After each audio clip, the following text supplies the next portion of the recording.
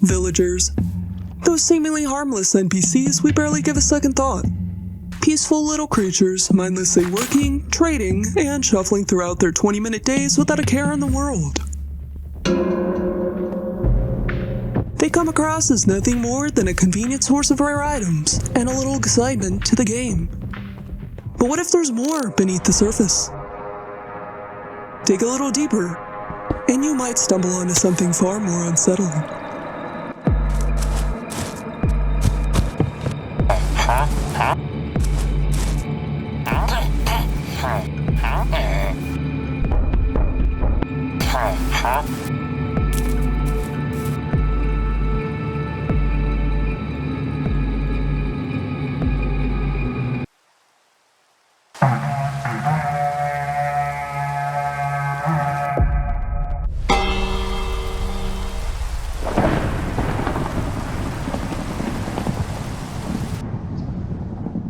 And just like that, you're smack dab in the middle of a full-on gray villager versus regular villager shit show.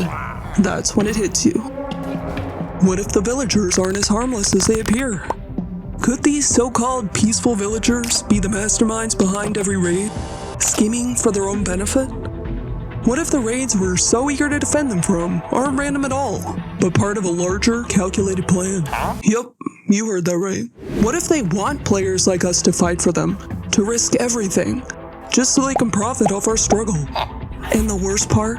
We fall for it every single time. Welcome to the Villager arc, where villages once presumed safe have their true nature revealed, exposing a hidden reality far more disturbing than the fragile illusion of peace we've been systematically conditioned to believe. In this series, we'll push boundaries, test theories, and uncover secrets that could shatter everything you think you know about these overlooked entities of interest. Because sometimes, the most unassuming figures are the ones hiding the darkest truths.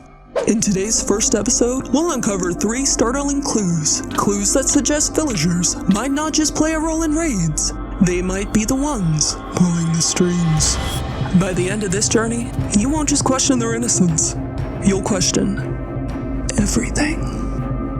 I'm Tonic Blitz, and this is the Villager arc.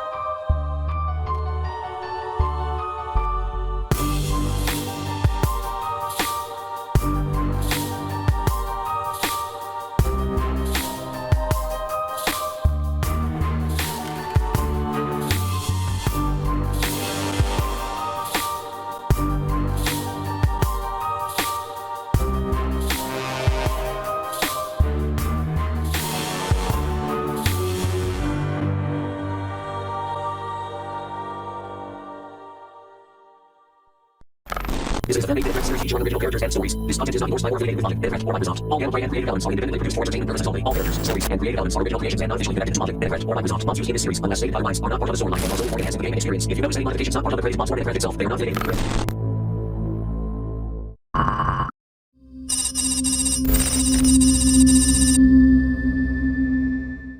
But before we start analyzing the behaviors of these villages, we need a baseline to compare everything. And for that, I've created the Model Village. Plains Edition. This isn't just any run-of-the-mill Plains Village though.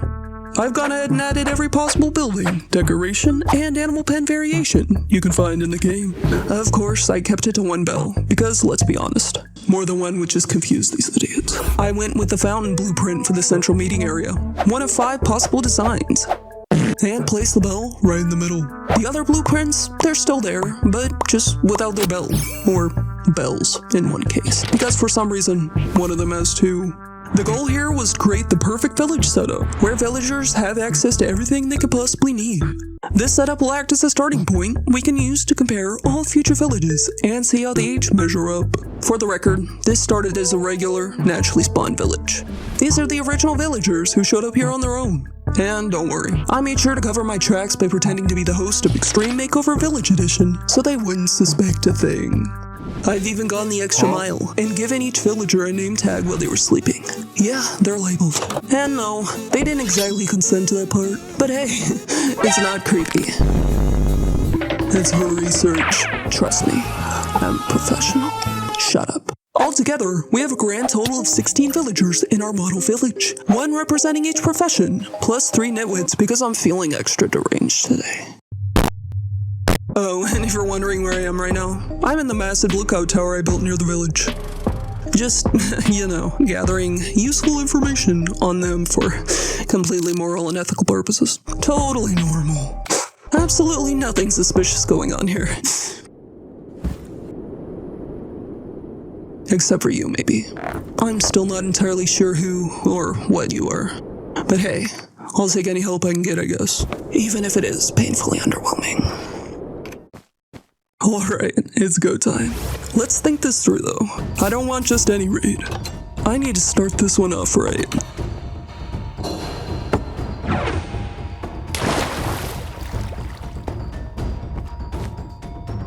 First things first. Location, location, location. Yeah, I know that's just a dumb real estate mantra, but I promise you, it's just as crucial here. You see, where the raid begins can make or break this entire experiment. Raids always start a few dozen blocks away from the perimeter, so I'll need to set up my surveillance system close to the village's edge to control exactly where it starts.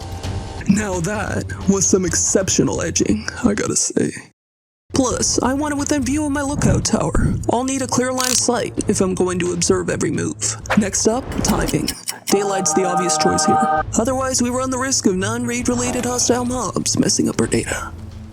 Finally, terrain. The village is surrounded by some hills and trees, which, sure, adds to the realism, but it ain't doing us any favors here. Clearing out the area will give us a clear line of sight. Bruh.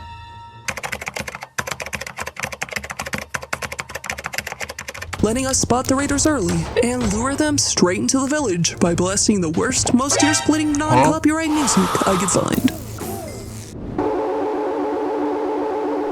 What's the use of fellows having lots of push if someone else has got the pull? What's the use of speculating on your track if you're a bet you make a fool? What's the use? It is the old truth on your what's the use? Because if there's one thing pillagers can't resist, it's terrible music. With location, timing, and Terrain. all sorted out, we're ready to start this raid and see how the villagers handle themselves in a controlled situation. Don't worry though, the pillagers will be taken care of automatically after we've observed enough. That way, we can start the next round and see what happens when the villagers are left completely vulnerable.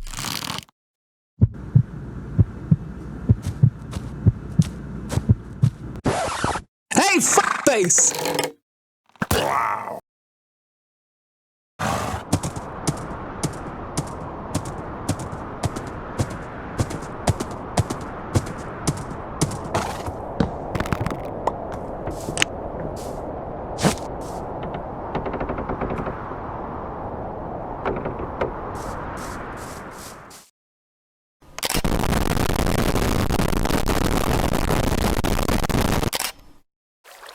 What's the use of drinking if you've always got a thirst? These drinks will make you far more thirsty than the first.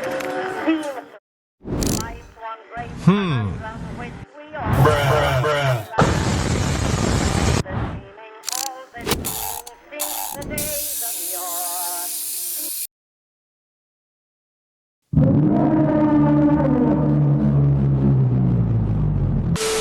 So that's how a fully developed Plains village reacts to a raid. Pretty straightforward and predictable, right? But that's only part of the picture. Something feels off. The villagers can't defend themselves, or so they'd have us believe. And while the Iron Golem holds its ground for as long as it can, it's not exactly a long-term solution. And yet, there's an undeniable gap. An absence so profound, it feels impossible to ignore. Something so essential, it could change everything.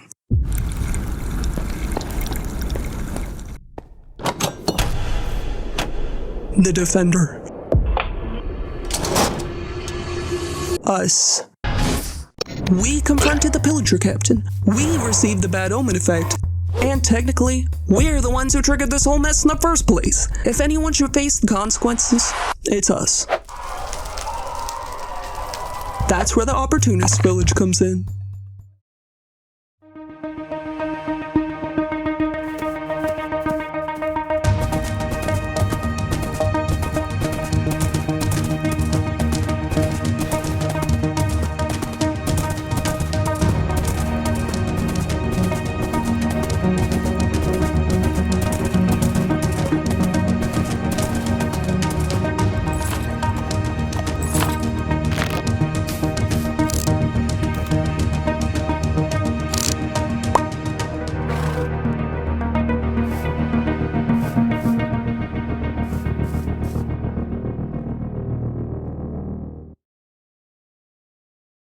This place gives off a vibe that's unsettlingly calculated. Everything about it feels like it was designed with a purpose, not for survival, but for profit.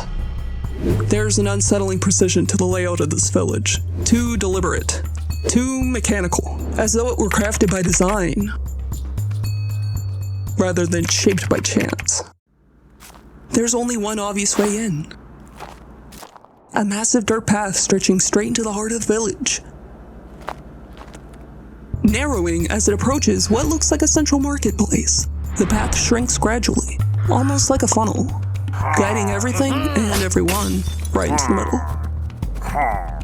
Also, call me crazy, but if you take a look at the entire village from above, flip it upside down, and tell me it doesn't look like one of those old-fashioned balance scales you'd find in a courtroom or something.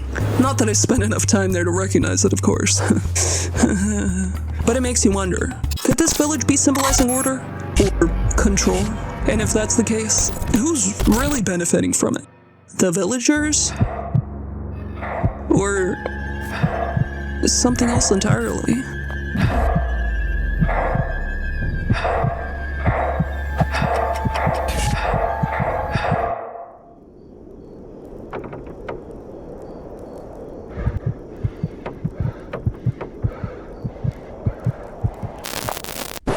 Or maybe you're sitting there thinking, wow, Tonic, you've officially lost it.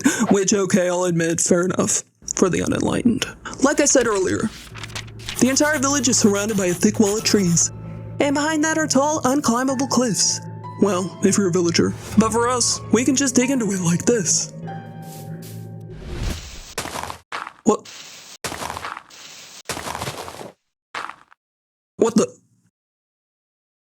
What?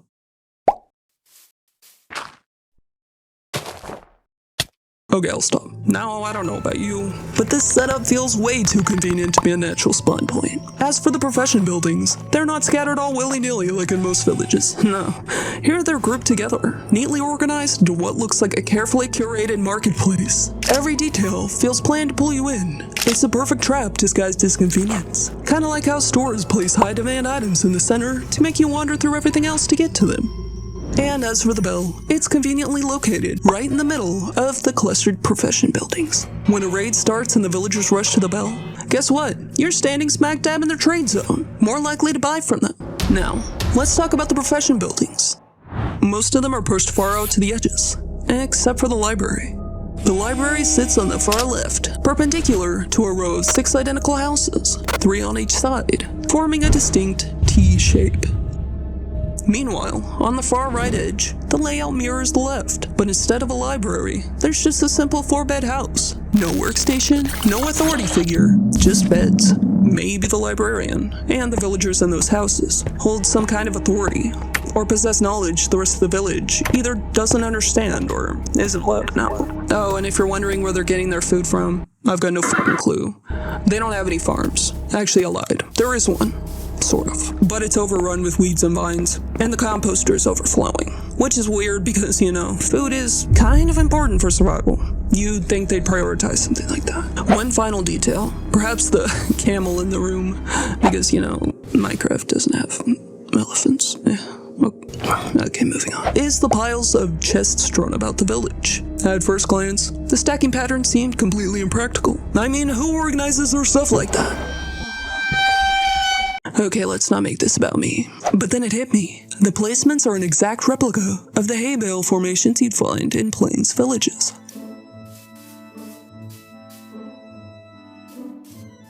Down to the last block. Coincidence? Maybe. But what if it's not? What if this is some kind of hidden plain sight trick? Because if it is, let me tell you, it ain't gonna work on me. But what's inside? I don't know.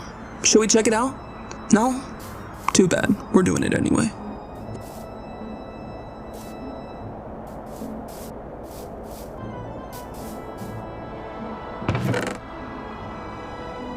Ah. They're all empty.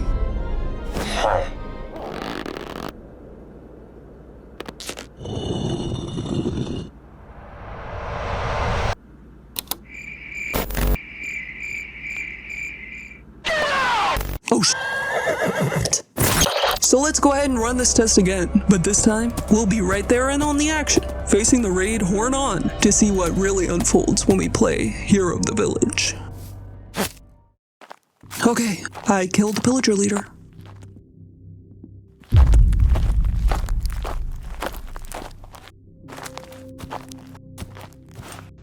You've got everything you need, right?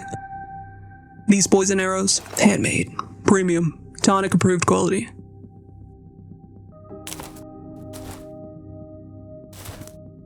And no, you can't have them. My bad. Head towards the center. I'm not gonna wait for you, so don't wander off like a nitwit. Nitwit. Villager joke.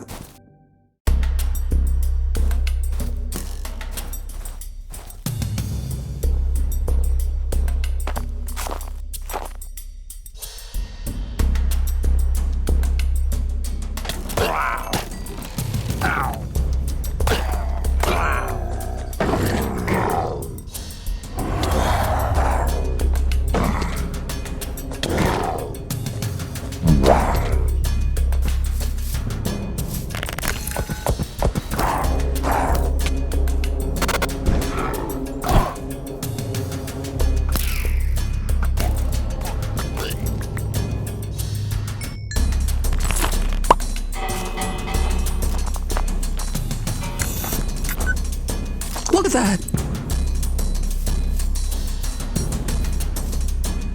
They're just over there fucking trading with each other.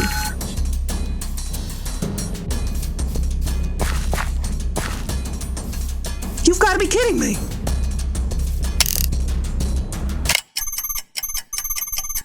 The raid horn's blaring, arrows flying all over the place, and my guy over there is just hustling like it's some sort of twisted game to him. Well, let me tell you, Robert, this ain't a game, pal. And when this raid is over, I swear on every block in this village, I'll shove my... Huh? You got lucky. Uh-oh. Where's that Fletcher? Fletcher, not a Fletcher, not a Fletcher.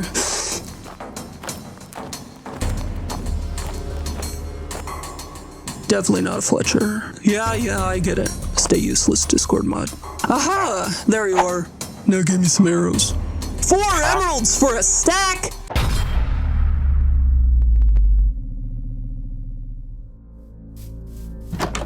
Well, that was a roller coaster of whatever that was. Me personally, apart from Robert being a total during that ordeal, as usual. I don't really remember anything happening that was too out of the ordinary, or worth providing a lengthy, overdramatic explanation about. So I guess we'll just move on now.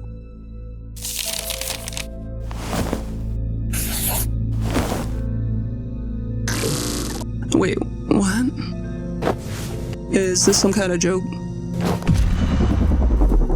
What is this even supposed to... Wait a second. You're right. I did give emeralds to the Fletcher during the raid. And he just handed over his arrows, as if absolute mayhem wasn't just unfolding a few mere steps away. And you know what? I wasn't even shot at until I ended the trade. What the f*** is going on here? When we, the players, start a raid on a village, it doesn't take long for the reality of the situation to hit us.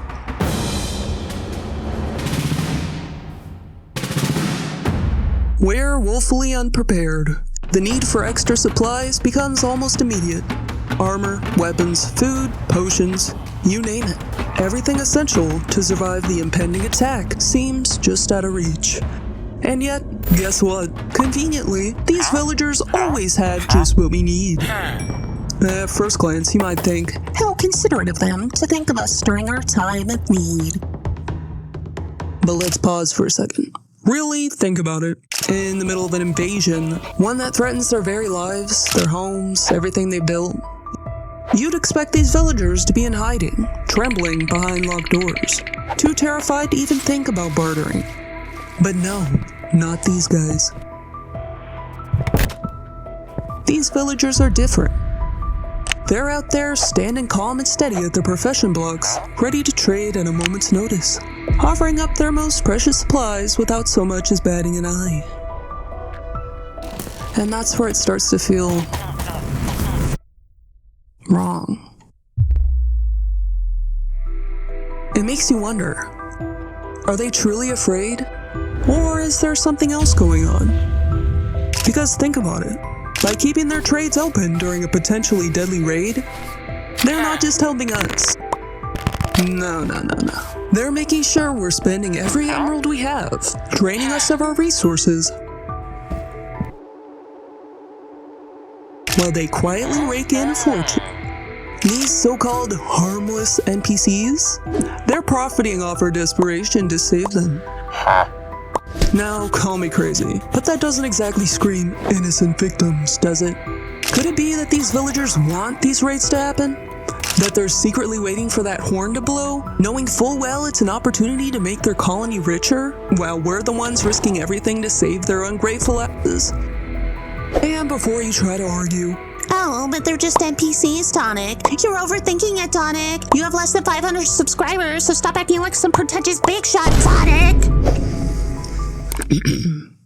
let me ask you this. Why is it that their trade prices never spike during a raid? In any other situation, real life, the apocalypse, whatever, you'd expect supply and demand to kick in. Prices would skyrocket. A single carrot would make you wish you'd taken out a villager loan. And the idea of giving discounts would be laughable. But here, nothing changes. No markups, no panic, no urgency. Comfortable because they know we'll swoop in, take the hits, and leave them all high and mighty with all the emeralds we spent trying to defend their precious homes. Why? Because this isn't just a rescue mission. This is exploitation at its finest. Still not convinced? Don't worry, I'm not done yet. By the end of this video, I'll have you second guessing every time you think about sparing that librarian who refuses to offer mending. Because when it comes to these villagers, nothing is as innocent as it seems. And as for the villagers having some sort of invisible force field against attacks while a player is mid-trade, well, let's just say that's a theory I'll save for another episode.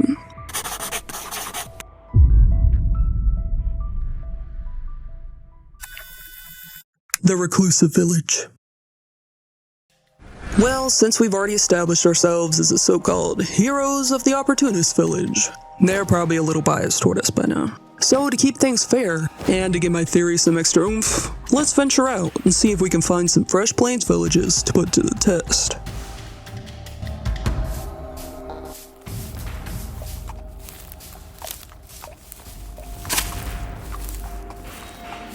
Speaking of which, alright, let's move on to Exhibit B. The Reclusive Village.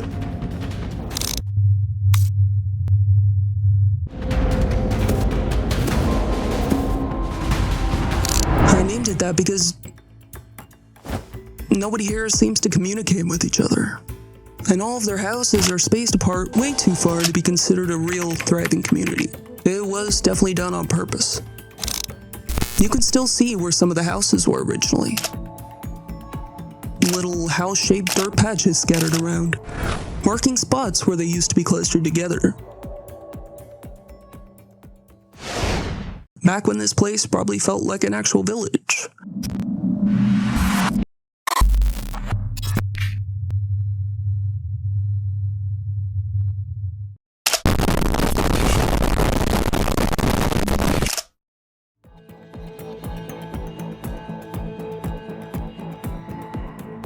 Wait.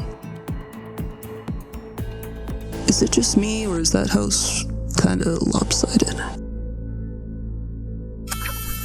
And look, it's not even facing the path like it's supposed to.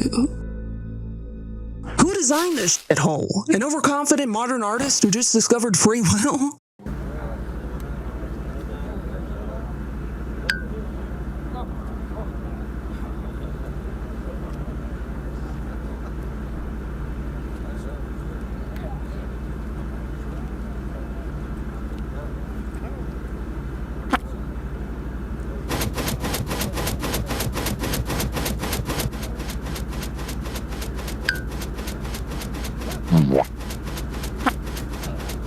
Oddly situated housing aside, it's really not that bad here. If you have zero taste and an inexplicable craving for confusion mixed with mediocrity. Let's see if they behave any differently during a raid. Maybe there's a method to their madness that we're just not seeing yet. Something that might reveal exactly why they keep themselves at a distance. Because if this layout really is part of some cleverly calculated survival strategy, we're about to find out.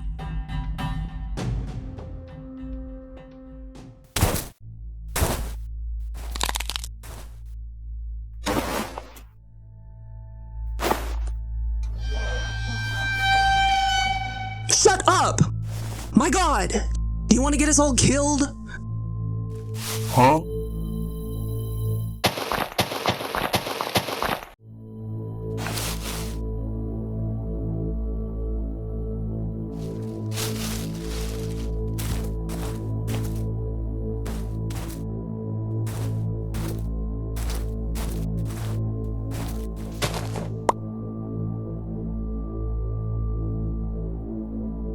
Slowly.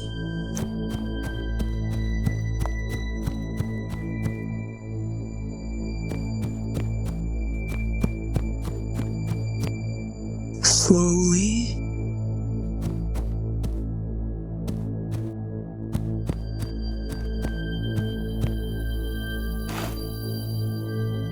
We can't let them know we're here. Not yet.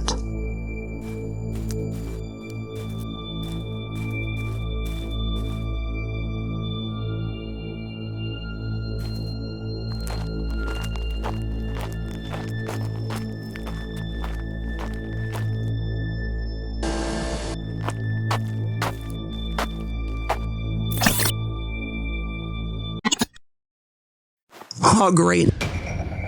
Now you've done it.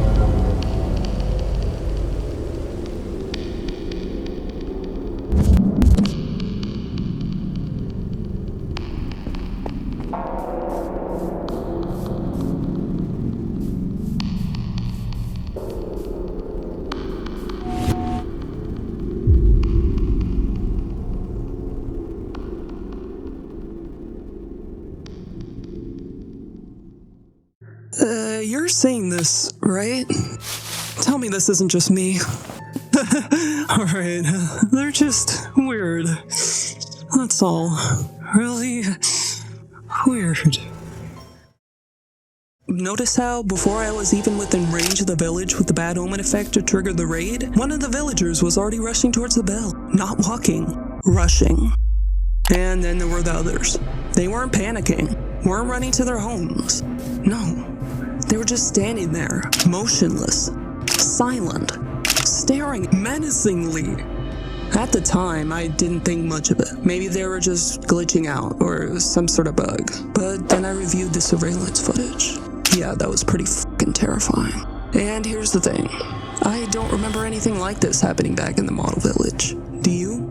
Not a single villager rushed to the bell until the raid actually started. Just business as usual.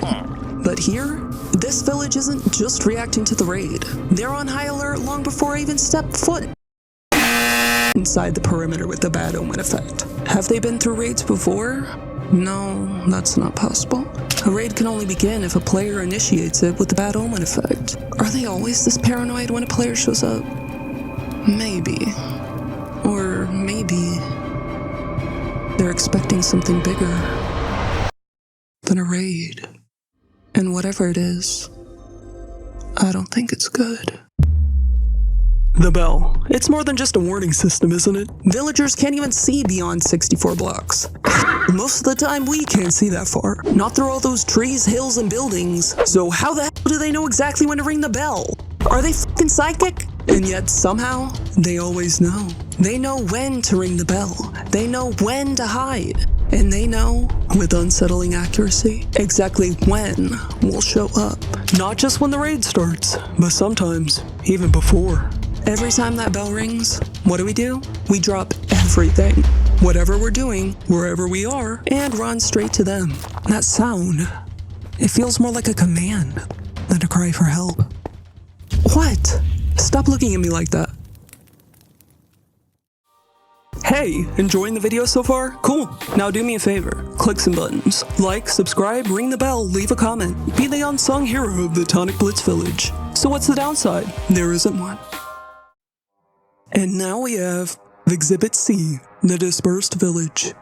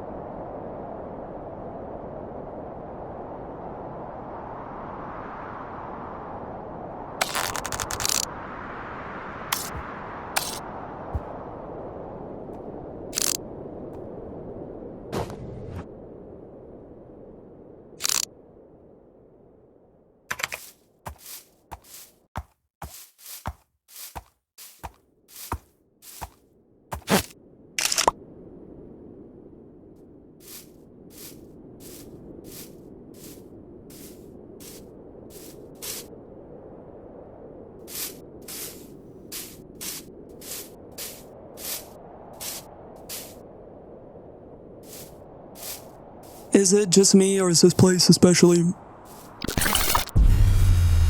red-tongued? More so than the Reclusive Village, anyway.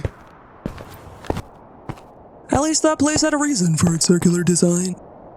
What with the creepy statue and all those villagers doing their cult-like little shovel around the center. But here, there is no centerpiece. Nothing. No bell. No statue. Each frame contains random items, everything from tools to, of all things, a rabbit's foot.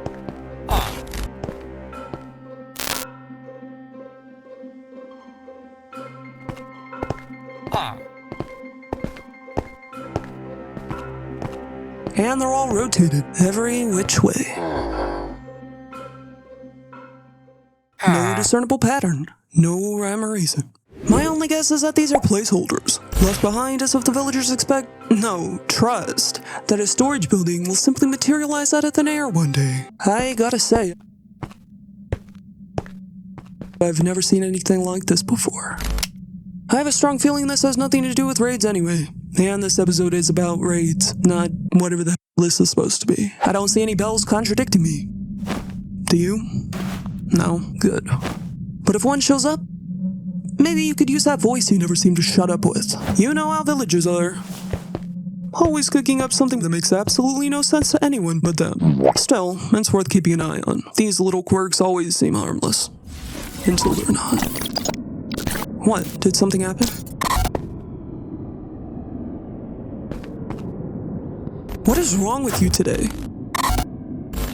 It's back? Weirdo. You know, for someone so detached, you sure have a knack for making things worse just by existing.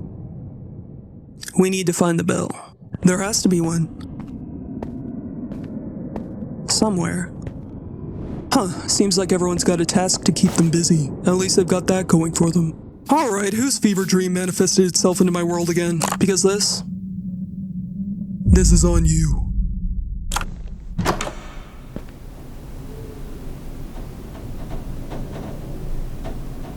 Notice the 8 paths radiating outward, converging into an 8-spoked wheel.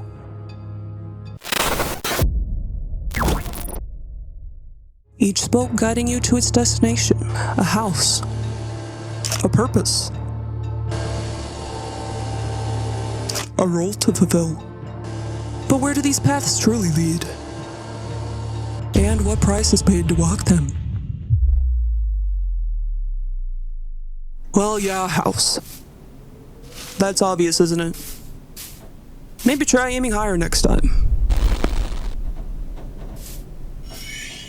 Newsflash, not everything has a straightforward answer. And it doesn't matter what angle. Straight, diagonal. Doesn't matter. There's always a house waiting at the end. Even when the path itself is warped, the house is still there, just crooked. 8 paths, 8 lives, circling the same design. Over and over again. It doesn't add up. None of it makes any sense. Why do they keep circling? Why always the same paths? It's like they can't leave. Oh, silly me. I keep forgetting you lack common sense. Oh, you mean hurry up. Yeah, sure, whatever. Because rushing me has always worked out so well before. Let's just wing it and blame me later, right? Because who the hell cares anymore? I don't understand why you're in such a hurry. We've already circled the place, like a dozen times now? Yeah, like I said before, it's round. Who gives a flying f***? And holy sh**.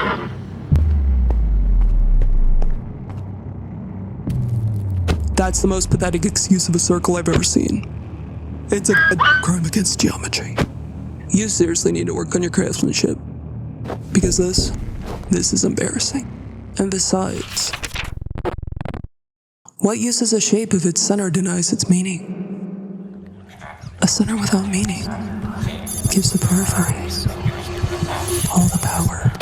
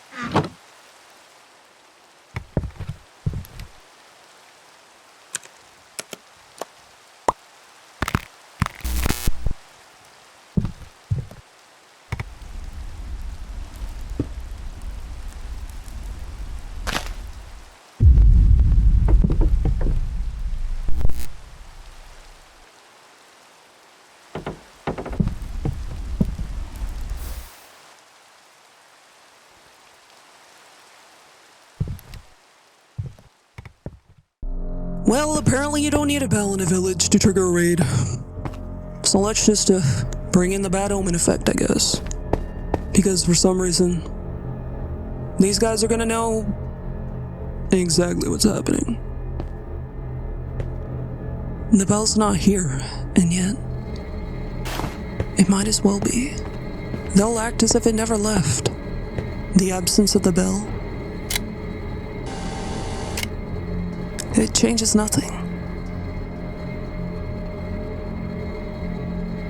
They don't need it. They've never needed it. What was that?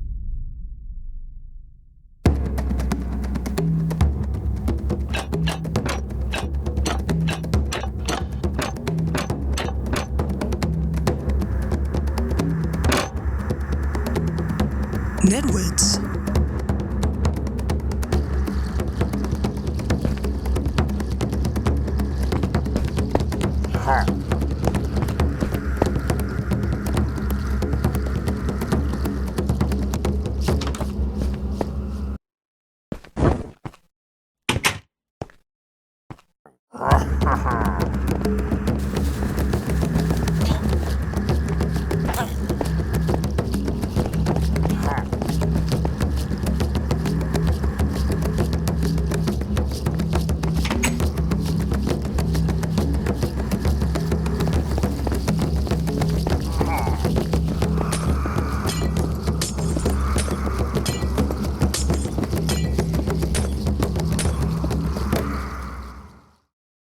Since when did this village have nitwits?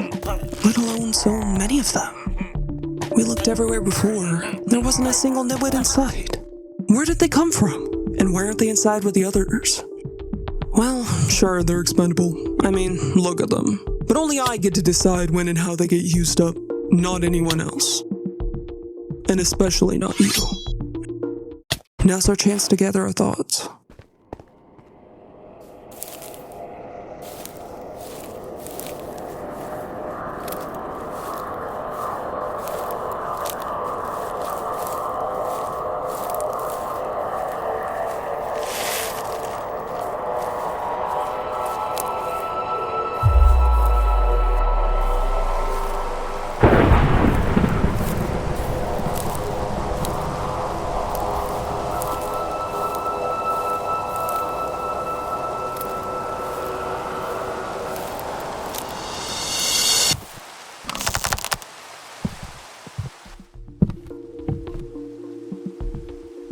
I don't get it. Those nitwits. It's like they're stuck in a trance. Running around aimlessly in the middle without even trying to avoid the attacks.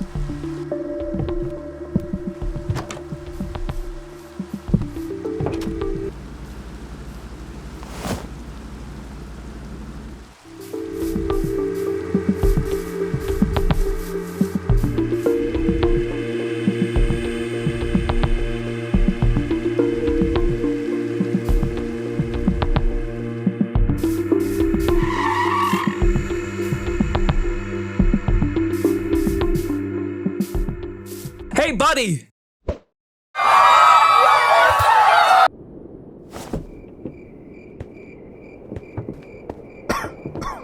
Yeah, you! There's shelter literally like, what, 15 blocks away?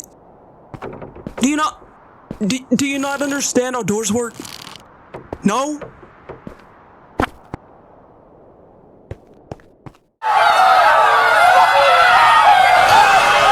Fine, don't listen to me then. Survival of the fittest, I guess.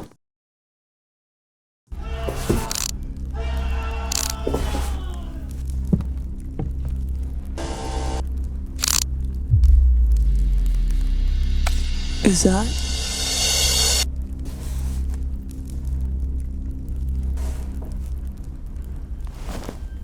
That doesn't make any sense. We've been watching the entire time. How could a new round be starting when we haven't done anything yet?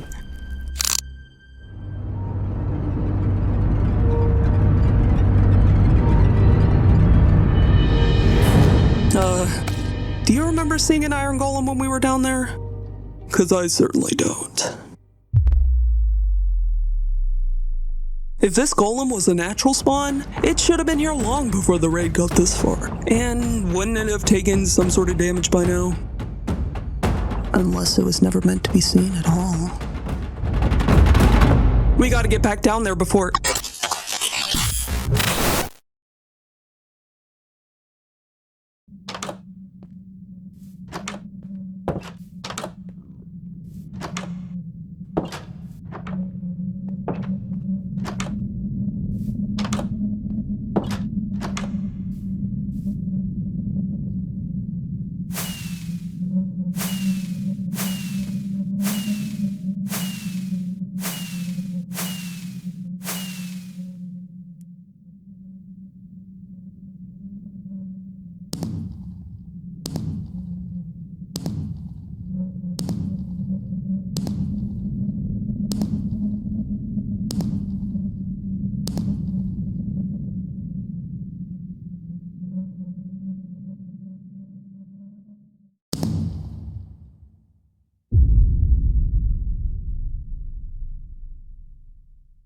Ever notice a strange pattern during raids? The first ones targeted are always the villagers who, let's be honest, contribute basically nothing. The nitwits. These raids aren't just here for fun. Not just another game mechanic. Not just random destruction for the sake of player development. Say what you will. But this is survival of the fittest. No question about it. Think about it. During a raid, who's always wandering around like a total idiot? The nitwits.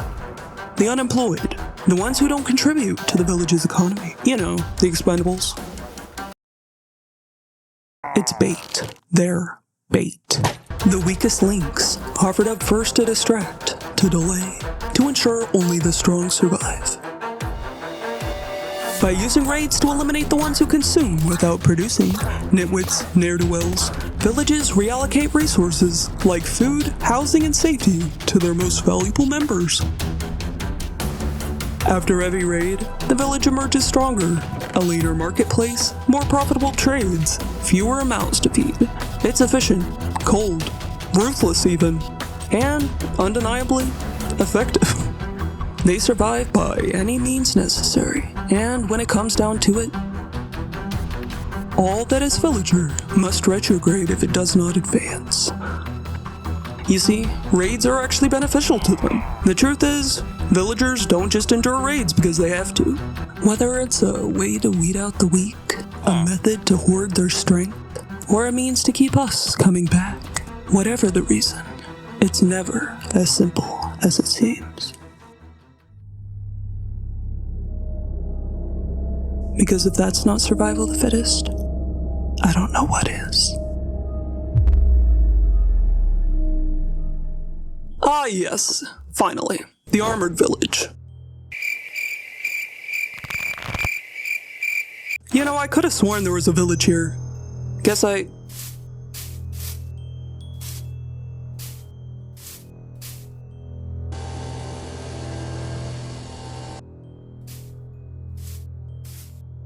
Oh, when did all that get there? Yep, totally saw it. This is all part of the plan. Let's check it out because clearly something here doesn't add up. Oh, come on, there's gotta be a bridge around here somewhere.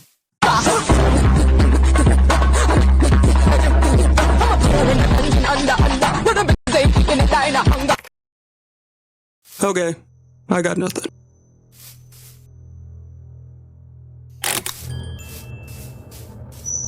Well, I guess they tried to protect themselves somehow. Cause this tired excuse of a wall sure ain't doing them any favors. Well, wise guy, do you have any bright ideas?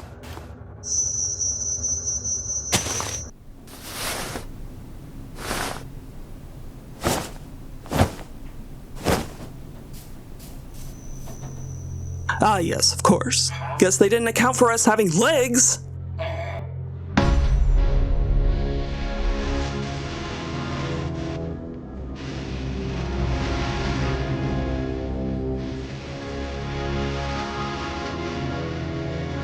Hey, I made it across in one piece! Yes I did, says I. You aren't going to show them that, right? So is this supposed to be their version of animal pens? Really? Just a single line of oak fencing slapped along one side of this long winding trail? I mean, what happens if one of them falls in the lava? Do they just not care? Wait until PETA sees this. Oh, perfect. Just great design, really. Fencing that doesn't actually fence anything. Yeah, because animals totally won't figure out they can just walk through this gap and escape. Genius level engineering, villagers. Truly. I don't know how they do it. Let's just cross on through, I guess.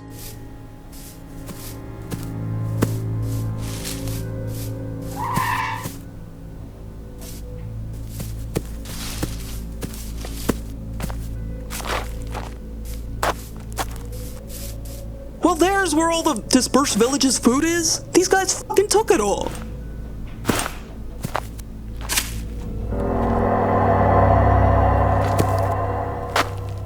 Look at them stacking it all up like that. Maybe we should take some just to be for completely legitimate purposes.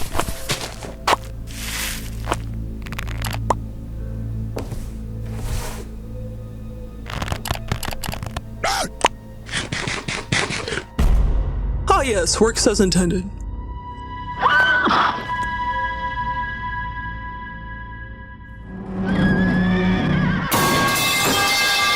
Don't eat the bread. Guess I'll use my bucket to grab some milk from this cow and stop the effect.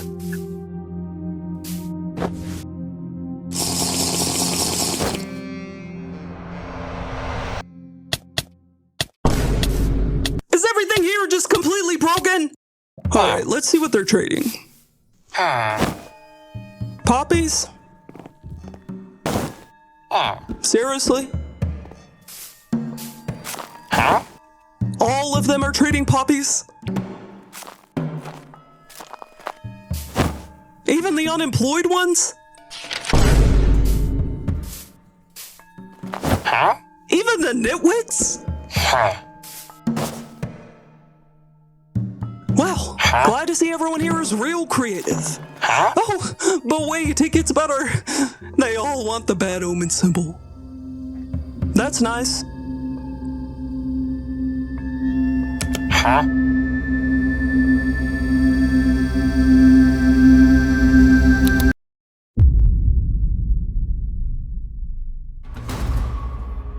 What the?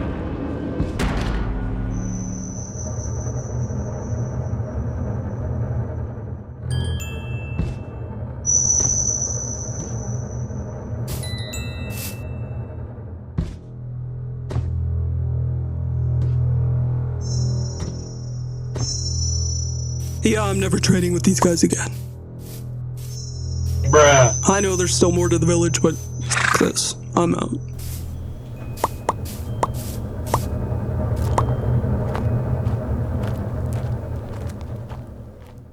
When I first came up with this theory about villagers orchestrating raids for their own gain, it was based on all my experience in my hardcore world. Shameless plug. But now that I think back, things weren't exactly adding up there either. But now, after seeing how these villages operated, I can't help but wonder. The villagers we observe today, there's something off about them. They're hiding something, keeping just enough out of reach to keep us questioning, but not enough for us to truly understand. And if this isn't just happening here, then maybe there's more beneath the surface than even I realized.